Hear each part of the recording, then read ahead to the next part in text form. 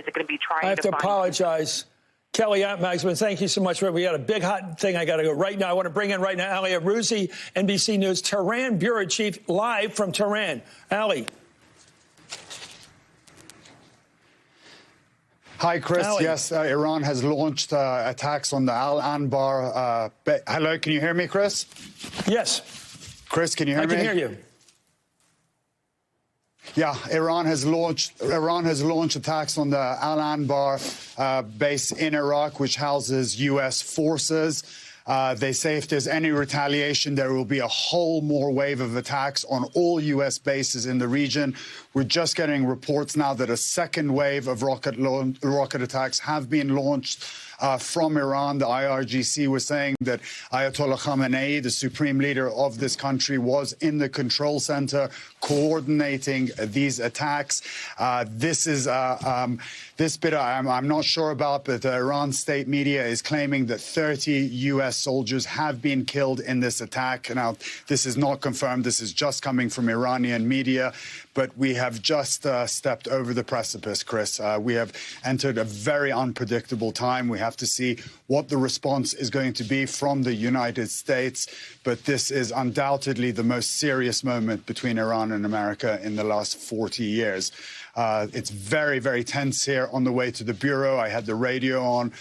Songs of marches to war were being played. We're just getting reports now that Iran has deployed its entire air force. They are saying that if they are retaliated for against these attacks, they will launch attacks in the Emirates, in Dubai, and anywhere else that is complicit with the United States. Also, Ayatollah Khamenei just released a statement saying that he sees no difference between the United States and Israel in this conflict. So this is drawing people from all sides into this, what is potentially the beginning of a war, Chris. I don't know how this is going to go in the coming hours, but it's not looking good from the rhetoric that came out from President Trump earlier today, saying that he will retaliate against any retaliation from Iran. I think we can expect an attack on Iran imminently. Let me ask you about putting those together and what you know over there, and that is the combination of the military actions by both sides, our killing or assassinating of the general, the revered General Soleimani, the references by the president in the last week to going after cultural sites. He sort of pulled back on that, but the fact he threw that out there would go after their treasured Persian sites, which have got thousands of years of history and religion behind them. And now I'm sensing a religious fervor on the part of Khomeini. Once again, the conversation is getting to the point of almost mortality of each country, both countries saying, we're throwing everything on the table here.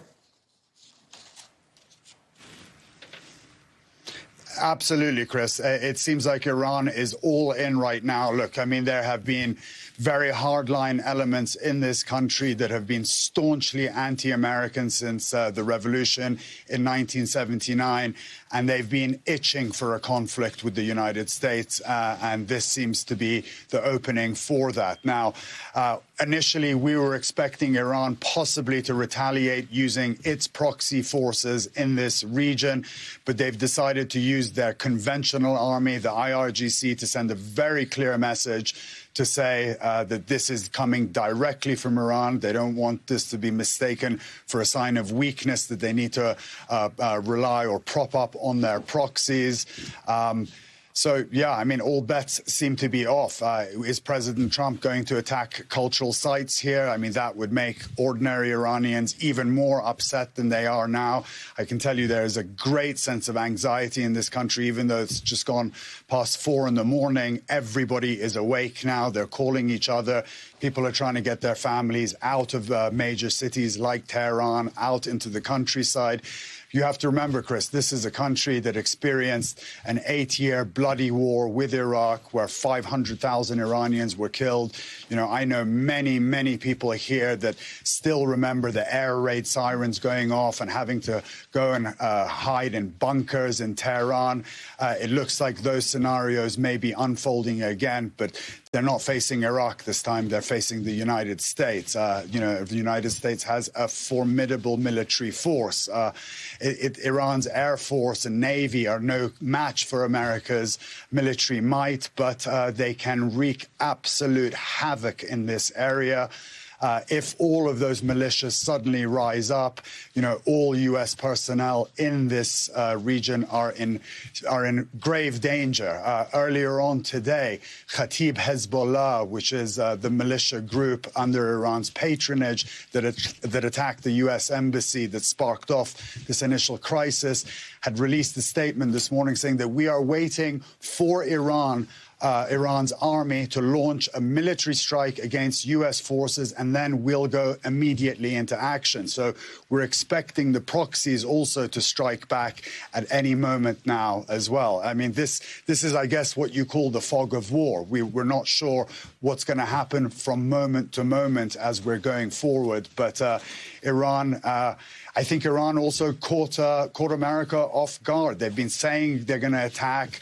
They were trying to keep it as sort of elusive as possible, if you will. And all of a sudden, in the dead of night, they have hit that base in Iraq.